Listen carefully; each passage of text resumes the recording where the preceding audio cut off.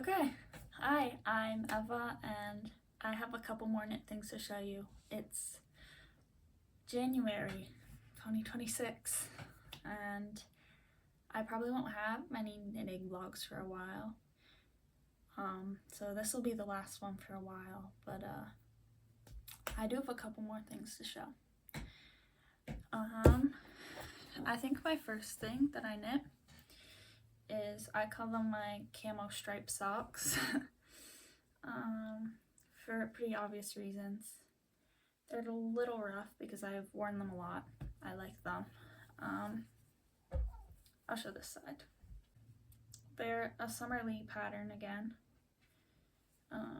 I love Summerlee sock patterns. It's a stripe recipe number 2, the French Connection socks by Summerlee. I love this book. It's where I get all of my sock patterns. This green yarn is just some that I had left over. I don't know what it is. I bought it a long time ago and I never used it. And the gray is, it's Briggs & Little Sports Weight, and it's just sheep's gray, I think. I had some left over from the last pair of socks I knit, and I wanted to use it up, so that's what I used it on, my camo socks. The next thing I have written down is actually this sweater. I showed it in the last one, but since then I ripped the yoke completely out and I attached it to the bottom. The bottom is still the same bottom, but I redid the yoke and I like it a lot better now. I actually wear it sometimes. I like the tighter neckline. It's more comfortable for me. Because it's made out of cotton, the neckline was kind of floppy, but I sewed some elastic in, so it stays pretty tight now. I like it better. So these are also on my list. I also showed these last time, but it was the first time I busted a hole in my hand knit socks. So I just ended up picking up stitches and knitting a panel over the heels. You can see it here. I don't know how to do those fancy hole fixing, darning, whatever that people do, but this works good enough for me. These socks are already kind of ruined. They're like all felted and stuff. They come through the dryer a lot, so that's that. I need to fix those. My next thing was just a stash busting project, I guess you could say. I got this yarn on a trip to Prince Edward Island, and it's just like a two-toned, like, natural color sheep yarn. I think the pattern is, what is the pattern? I can't think of it. I'll put it on screen if I can remember. I'll probably have to do that a lot because I did not prepare for this at all, but here's the mittens. I ran out of yarn for this one, so you can see the thumb and the tips of the fingers are slightly different color. I tried to color match it as best I could, but it's a little bit different. I haven't worn them yet, but they feel very warm. They're very thick. It's like a, not DK, but a worsted weight yarn, so they're pretty chunky, but I like them. Hopefully I'll wear them some. I haven't yet, but I haven't really needed mittens recently, so I don't think I have much else to say about these, but yeah, if I remember, I'll put the pattern up. Hopefully I remember.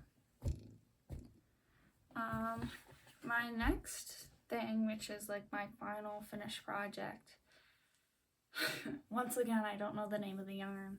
I think it's by Petite Knit though, which is ironic because of what I knitted. It's not actually the Sophie Scarf by Petite Knit. It's like a very similar pattern that I got for free. I think it's called The Simple Thing. I don't know by who again. I'll put it up, hopefully. It's just a little simple scarf. I like the color. It's the first time I did I-cord, so you can see there's like an I-cord edge. I don't know how much I'll wear this. I'm not really a huge fan of little scarves, but I think it's pretty cute. It's just a little scarf. I need to figure out how to tie it, but yeah. That's that. It's really soft. It's a merino blend, so it feels really nice. If I can figure out how to wear it, I definitely will. But I wanted to make it since it was so popular. I thought, why not? I'll try it out. We'll see if I actually wear it, but if not, I can frog it and use it for something else. I just thought it was a good amount of yarn to use for this project, so that's that. Like I said, that was my last finished project. I'm going on a trip soon, so I was trying to plan a project that would take me a long time, so I wouldn't be switching projects during my trip. So I settled on the tangerine tights. I lovingly refer to mine as the Macintosh tights because I'm doing them in this nice red color. I could not find fingering weight yarn in this color anywhere. So I went with this Briggs & Little. I think it's Tufty. Oh, I have it here. It's the Briggs & Little Tufty 2-ply. So it's 80% wool and 20% nylon, which is nice because hopefully it won't bust holes in the heels like my other Briggs & Little socks. So yeah, I couldn't find fingering. So I did a gauge and it was not on gauge. It was off by like a whole inch. But that didn't stop me, and I'm going to try it anyway. I knitted up the toe. I've never done toe up socks before. I've always done like ankle down, whatever it's called, top to bottom. I've never started with the toe.